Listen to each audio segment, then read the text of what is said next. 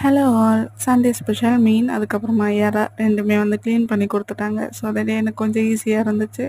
PRAN எல்லாமே wash பண்ணி ஃப்ரீசர்ல எடுத்து வச்சாச்சு. மீன் குழம்பு தான் இன்னைக்கு பிளான் பண்ணியிருந்தேன். அதுவுமே ரொம்ப டிஃப்ரெண்ட்டா ட்ரை பண்ணலான்னு சொல்லிட்டு வறுத்து அரைச்சு தான் செஞ்சுருந்தேன். அதுக்கு ஃபர்ஸ்ட்டு ஒரு பேன்ல கொஞ்சமா எண்ணெய், சின்ன வெங்காயம், பெரிய வெங்காயம், பூண்டு, தக்காளி, குழம்பு மிளகாத்தூள், கருவேப்பிலை, கொஞ்சமா தண்ணி சேர்த்து வதக்கிட்டு தக்காளி சாஃப்டானதும் பேஸ்ட் மாதிரி அரைச்சி வச்சுக்கலாம். தென் ஒரு கடாயில் கொஞ்சமா எண்ணெய், கடுகு, ஜீரகம், வெந்தயம், கருவேப்பிலை, சின்ன வெங்காயம், பூண்டு இதெல்லாமே வதக்கிட்டு அரைச்சி வச்சிருக்க பேஸ்ட், கொஞ்சமா தண்ணி, உப்பு சேர்த்து 2 கொதி வந்ததும் கரைச்சி வச்சிருக்க புளி தண்ணி சேர்த்துட்டு தேவையான அளவுக்கு தண்ணி ஊற்றி நல்லா கொதிக்க வச்சுக்கலாம். குழம்பு கொதிக்கிறதுக்குள்ளே ஃபிஷ்ஷுமே ஃப்ரை பண்ணி எடுத்துக்கிட்டேன். பட் சைட் டிஷ்க்காக இல்லை, குழம்புல போடுறதுக்காக. குழம்பு நல்லா கொதிச்சதும் மாங்காய், ஃப்ரை பண்ணி வச்சுருக்க மீன், கொஞ்சமாக கொத்தமல்லி, ஒரு பிஞ்ச் அளவுக்கு சுகர் சேர்த்துட்டு இறக்குனீங்கன்னா வீடியோ மணக்கும் மீன் குழம்பு ரெடி.